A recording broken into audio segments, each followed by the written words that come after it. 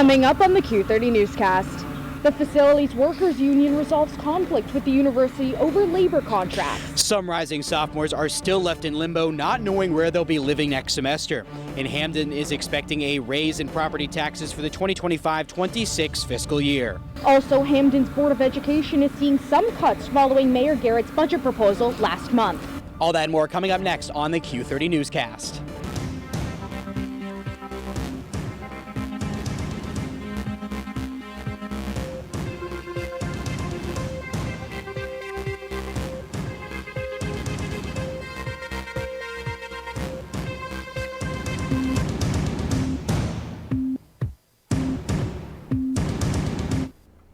Hello and welcome to the Q30 Newscast. I'm Julia Barcello. And I'm Andrew Reynolds.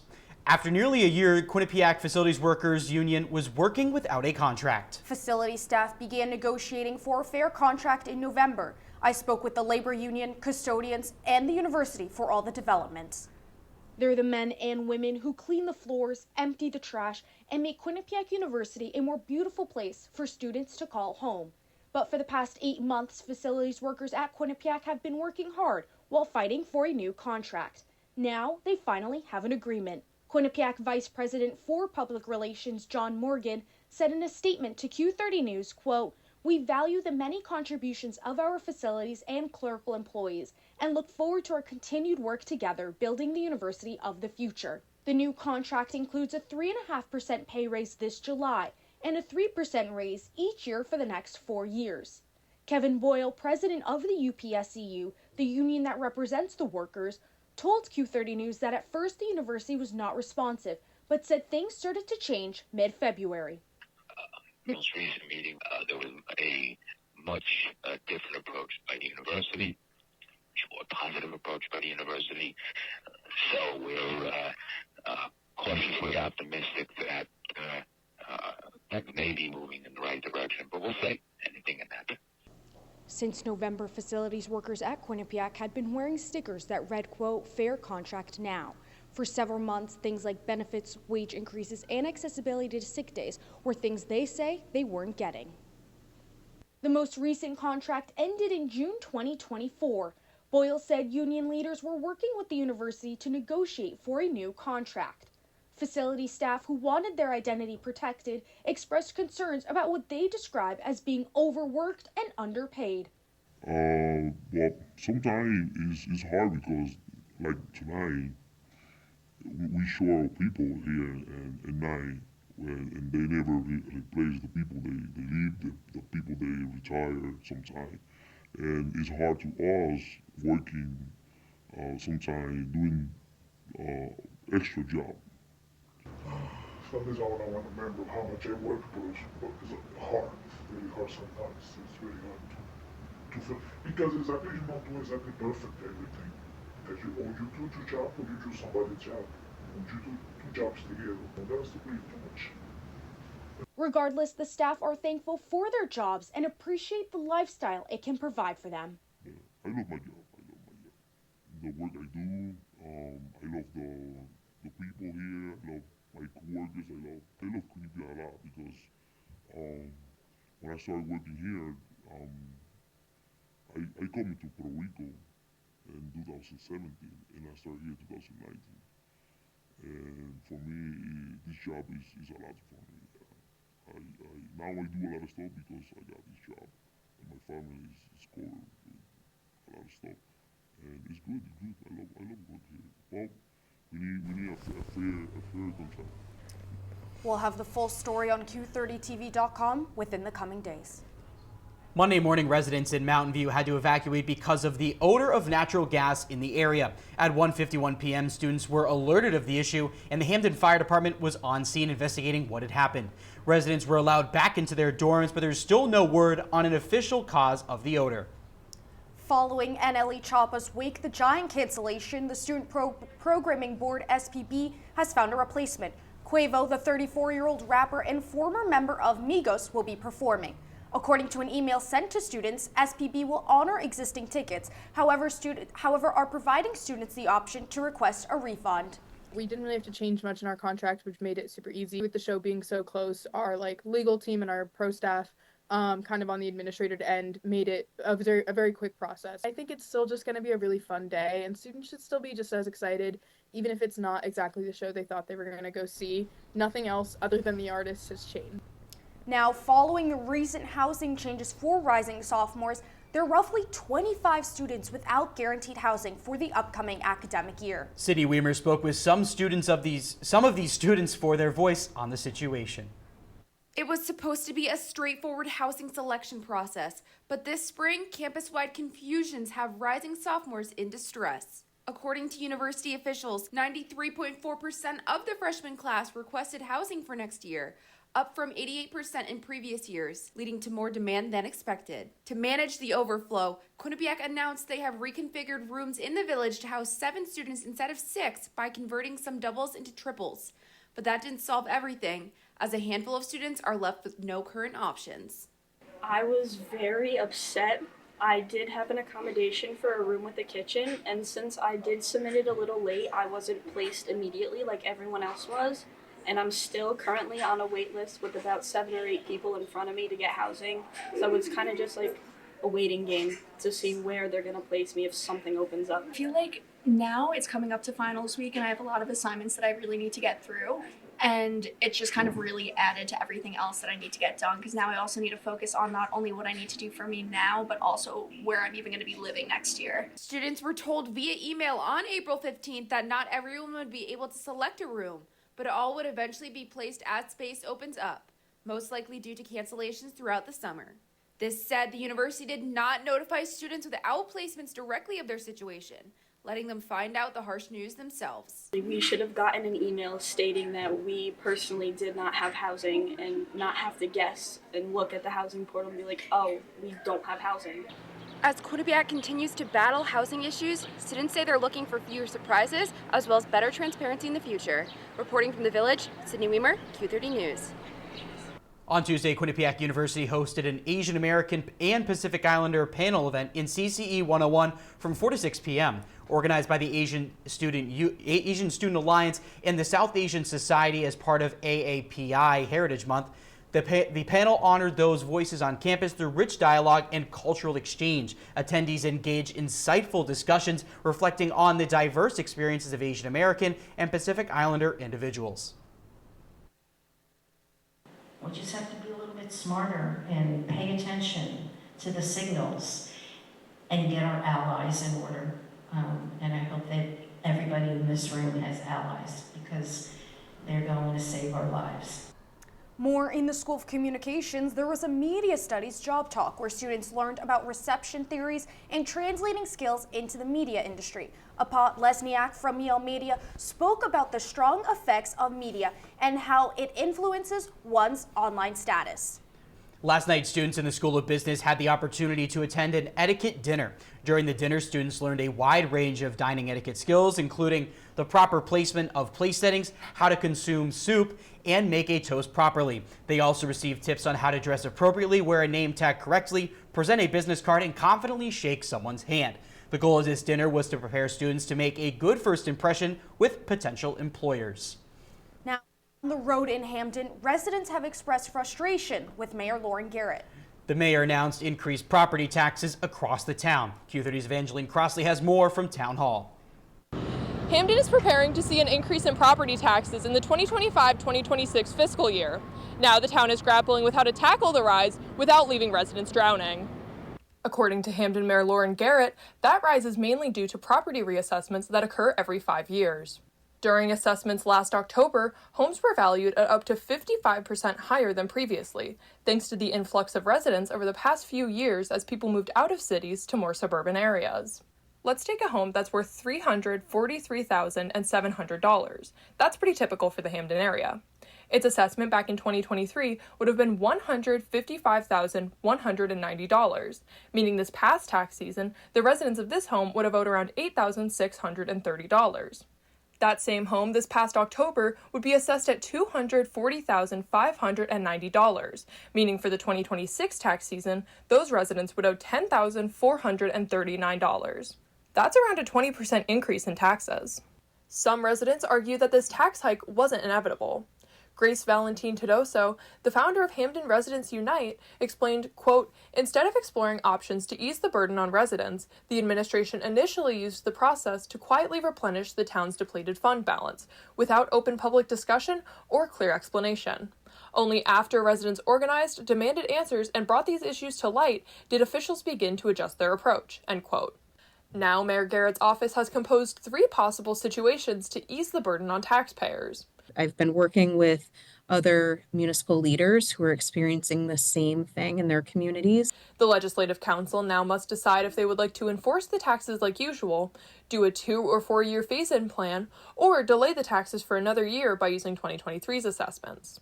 Mayor Garrett is holding a budget discussion open to the community tomorrow at 6:30 p.m. at the Miller Library.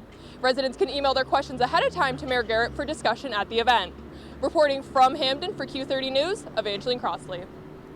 Well, at least the Hamden residents can enjoy this warm weather. It has been so nice out, Andrew, and I've been enjoying the spring weather so much. I have as well. It's kind of nice to see students back out on the quad, especially in those final few weeks leading up to finals. And of course, it's great to see so many people making the campus feel active. And luckily, Anthony Rossi, he's here to give us an update to see if that weather will continue. Anthony? Yeah, thanks, guys. I know I'm excited for the rest of the week's weather. I'll get right into it. Today's high was a 73 and a low of 50 as we get later into the night. But tomorrow, 69 high, 54 low, perfect sunny weather for some spike ball. I know I'll be out there possibly, depending on when I get down to main campus. But it's going to be a beautiful day, no clouds in the sky.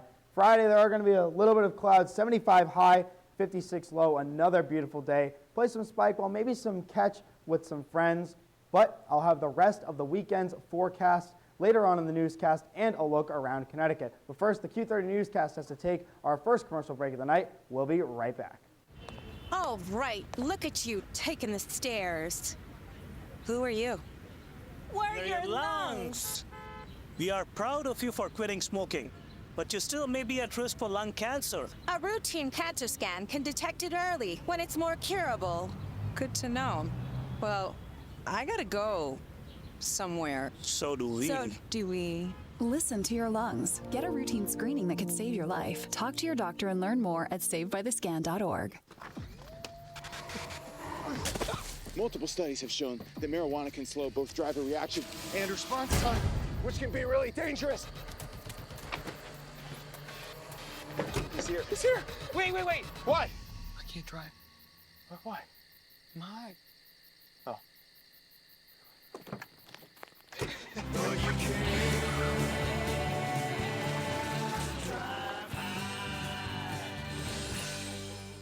Do you enjoy debating Quinnipiac sports?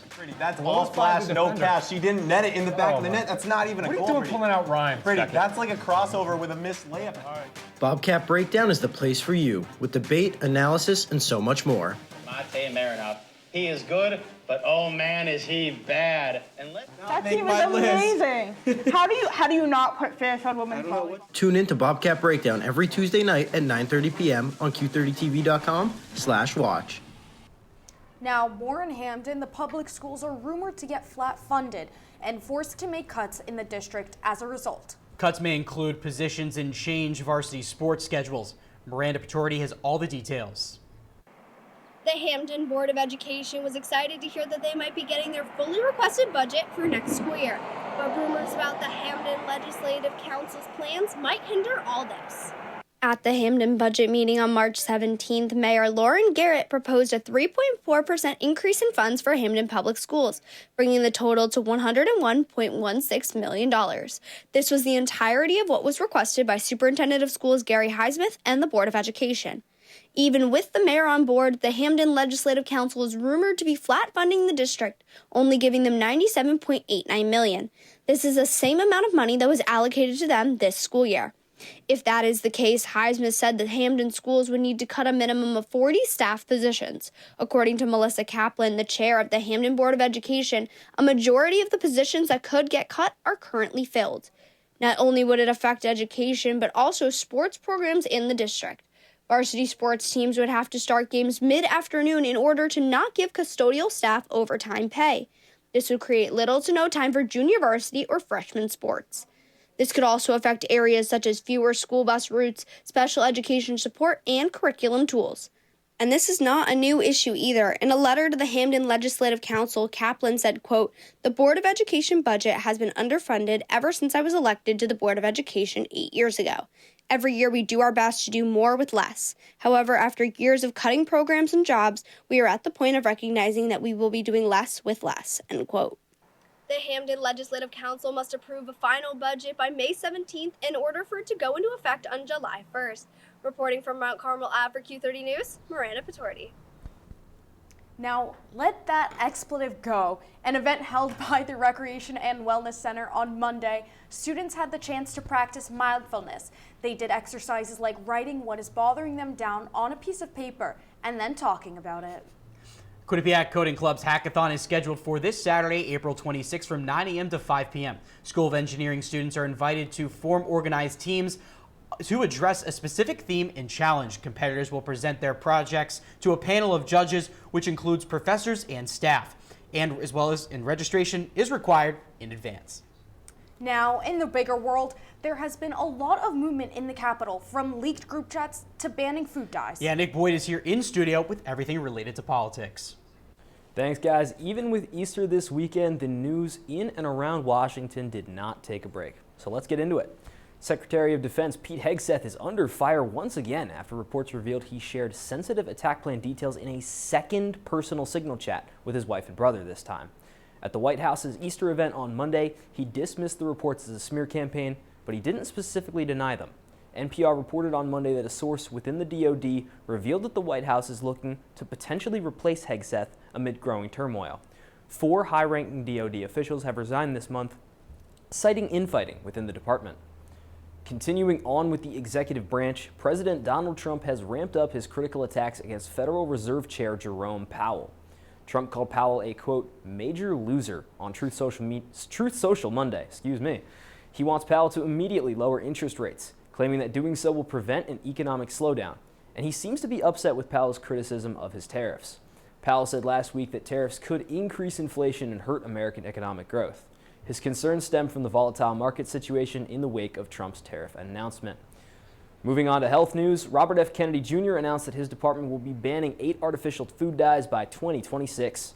Kennedy said that he plans to work with American food companies and conduct additional research about the potential effects of artificial dyes. Especially when consumed by kids, some studies have linked them to ADHD and obesity.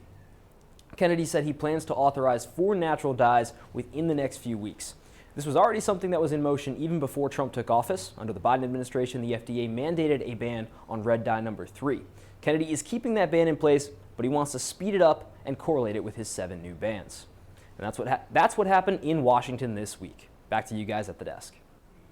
Thanks, Nick. It's time for our second break of the night. But when we come back, Anthony Rossi will be back with us for a 7-day forecast. Also coming up, a national news update from Jack Bergman. We'll be right back. There are a lot of temptations facing young people today, like electronic cigarettes and skateboarding. Each vape pod can contain the same amount of nicotine as a pack of cigarettes. This can lead today's youth to a lifelong addiction and severe lung damage. Recall and consider the facts before making a poor decision. The health class film guy isn't the best person to talk to your kid about vaping. Got a few minutes? You are. Start the conversation with your child about vaping today. No, I'm not gambling.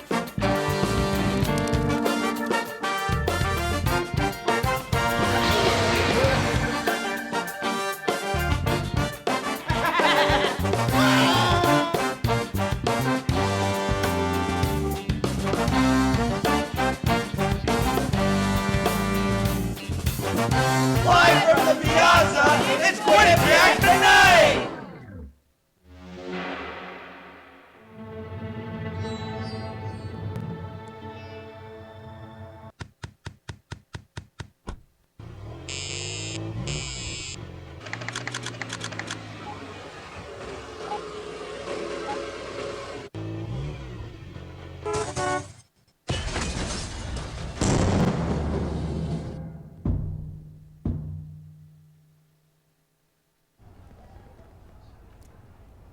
Welcome back. Earlier, we got a preview of the next few days, but how long do we think this warm weather is going to carry out? Well, I don't know, Julia, but what I can tell you is I hope it lasts. But luckily, Anthony Rossi's here in studio to continue his weather report. Rossi, what do you got for us?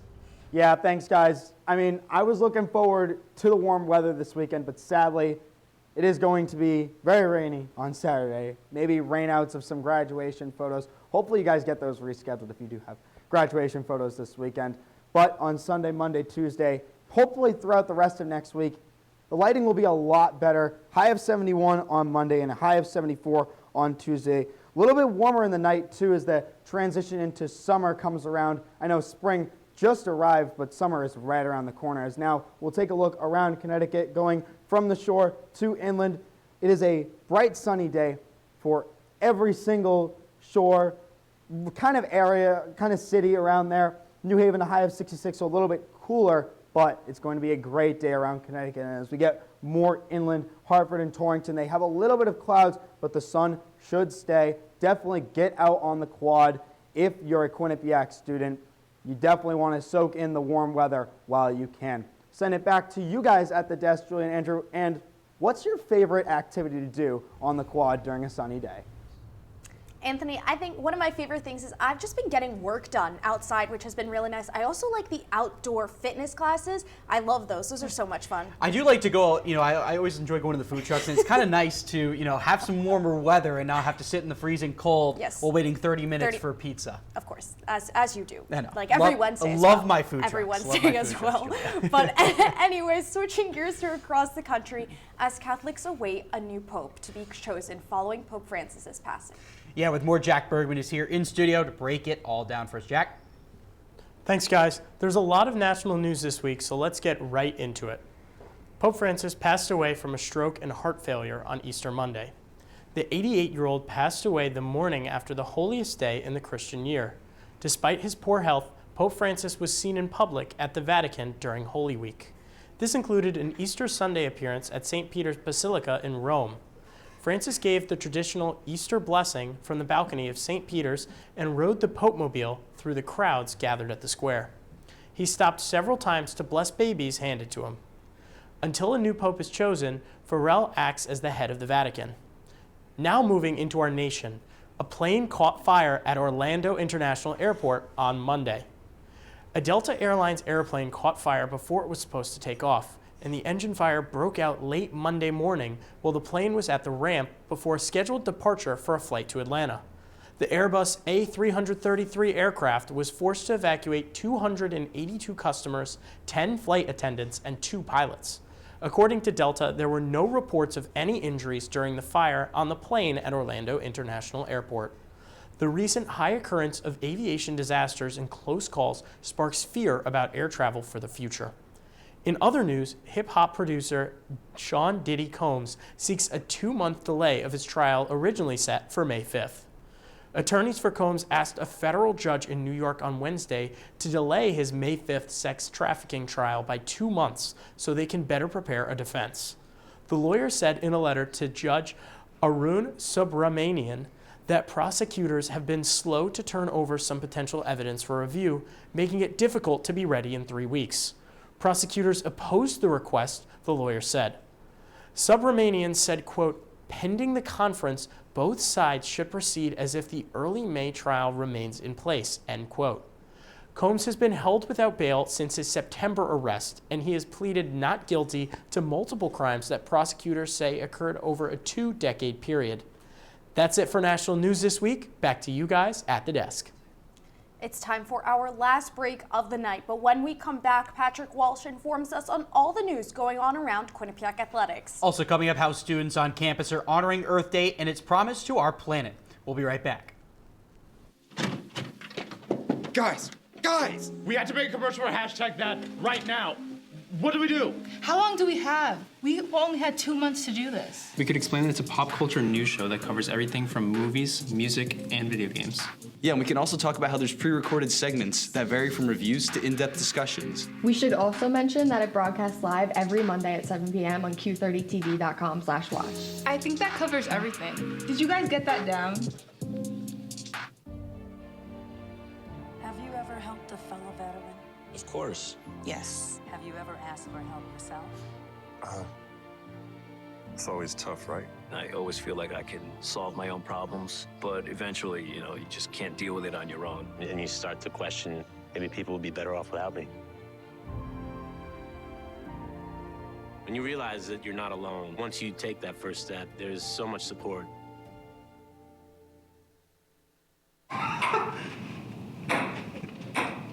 Here at Sports Pause, we like to have balance between having fun and working hard.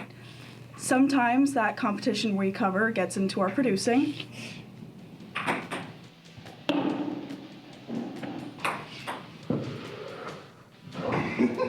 Tune in every Monday night at 9:30 at Q30TV.com/watch for all the news, highlights, and more. This is Sports Pause. As the school year wraps, that means postseason is near for Quinnipiac sports teams. With women's lacrosse and now men's lacrosse heading to the postseason tournament in the MAC, Patrick Walsh is here with the biggest Quinnipiac sports headlines of the week. Thanks, Andrew and Julia. Here's what's happening around Quinnipiac sports. The Quinnipiac women's golf team won the MAC championship this past weekend at Disney World's Magnolia Course in Lake Buena Vista, Florida. This is their 6th conference title since joining the MAC in 2013 and their 4th title in 5 years. All of their titles have come under head coach John O'Connor. So Sophia Fujita came in first place shooting 1 over par, while Vuji Zhang, Valdehai Shah, and Samantha Galantini all finished in the top 10. The team finished 19 over par for the tournament. The Bobcats will compete in the NCAA Regional at the Gold Canyon Resort in Arizona. There will be a 12 seed with the regional's top seed being the Oregon Ducks. Former men's ice hockey center and national champion Skylar Brindamore was called up to the Carolina Hurricanes this past weekend and got right into the action, scoring his first NHL goal. Brindamore tipped up the puck off a rebound from a William Carrier shot past Ottawa Senators goaltender Linus Olmark Thursday night. The Hurricanes are currently coached by Skylar's father, Rod, who captained the team to a Stanley Cup in 2006 and has his number 17 retired by the team. Skylar's first goal also came in the same arena where Rod scored the 1,000th point of his storied career. Finally, the acrobatics and tumbling team is preparing for this weekend's national championships at Augustana University in Sioux Falls, South Dakota. The Bobcats go into the tournament ranked number 3 in the NCAA and will take on the number 6 Iona Gales tomorrow at 11:30 a.m. If they move on, they will take on the winner of the 2:30 p.m. matchup between the Oregon Ducks and the Mary Hardin Baylor Crusaders. Quinnipiac looks to avenge its semifinal loss against Gannon last year, where they only lost by 1.3 points. That's all I have for sports. Back to you guys at the desk. As we enjoy the sun, we also celebrated Earth Day. Students have been appreciating our gorgeous campus and honoring the Earth. Andrew Allison went to an event earlier today where students honored the Earth. Quinnipiac students have been out and about enjoying the sunshine, which fits because Earth Day was yesterday. QU has been celebrating Earth Day through a variety of events. Today, Students for Environmental Action, or SEA, held a fashion show and fair. SEA's president, Tim Hine, described it as an environmental advocacy and action group. We like to do a lot of community outreach, whether it be through workshops or just general environmental education, but we also like to do a lot of sustainable implementation and helping these goals go along as they work through, all the Quinnipiac red tape. The fashion show displayed dresses made by students using sustainable materials, and each dress had a theme and story behind it. I made the black dress. I used trash bags and newspaper and coffee filters. I kind of went off of Olivia Rodrigo's dress from the Grammys. The designers were part of a sustainability class, and they all found interesting ways to make dresses using unusual materials. Me and my friend Bridgie, we took the class together. She made her dress out of newspaper, so it looked really cool. And a bunch of other girls in my class, they all used recyclable materials to make long or short dresses. The Earth Day Fair was also held today on the quad, and students could visit the farmers market as well as learning about other advocacy organizations. We are trying to tie education with fun, so people can grab sweets and stuff, but they also got to learn a little bit about light pollution at the same time. From what I could tell, students are having a pretty good time and enjoying the fair. I think it's just great for the Bobcat community to come together in this good cause for the earth. Students had a chance to soak up the sunshine and enjoy all the activities the fair offers. Reporting from the quad for Q30 News, I'm Andrew Allison. Now for the pretty disturbing babble of the week.